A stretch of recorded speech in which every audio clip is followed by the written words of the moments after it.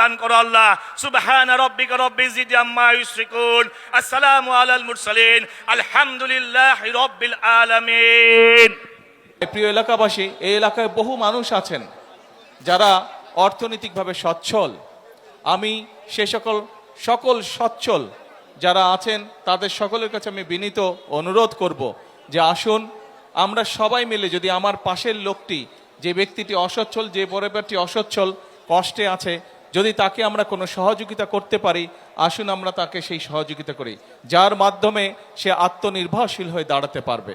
আমরা যারা সচ্ছল ব্যক্তি, তারা যদি আমাদের পার্শ্ববর্তী একজন অসচ্ছল ব্যক্তিকে অর্থনৈতিকভাবে সচ্ছল হওয়ার জন্য, অর্থনৈতিকভাবে স্বাবলম্বী আত্মনির্ভরশীল হওয়ার জন্য সহযোগিতা করি, তাহলে আমরা আমাদের এই দেশের উপকার করতে পারবো, দেশের জন্য কাজ করতে পারবো। প্রিয় ভাই বোনেরা, শহীদ রাষ্ট্রপতি জিয়াউর রহমান আমাদেরকে দেখিয়েছেন কিভাবে রাষ্ট্রকে গঠন করতে হয়, দেশকে গঠন করতে হয়। শহীদ রাষ্ট্রপতি জিয়াউর রহমান আমাদেরকে দেখিয়েছিলেন কিভাবে কঠোর পরিশ্রম করতে হয়।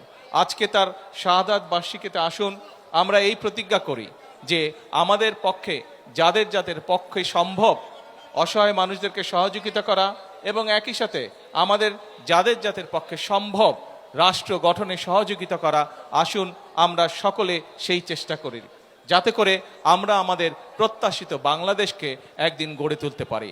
আজকে শহীদ রাষ্ট্রপতি জিয়াউর রহমানের এই ৪৫তম শাহাদাত বার্ষিকীতে এটিই হোক আমাদের শপথ, এটিই হোক আমাদের প্রতিজ্ঞা। সেই আশা ব্যক্ত করে আমার বক্তব্য শেষ করছি। আল্লাহ হাফেজ। বাংলাদেশ জিন্দাবাদ। একে একে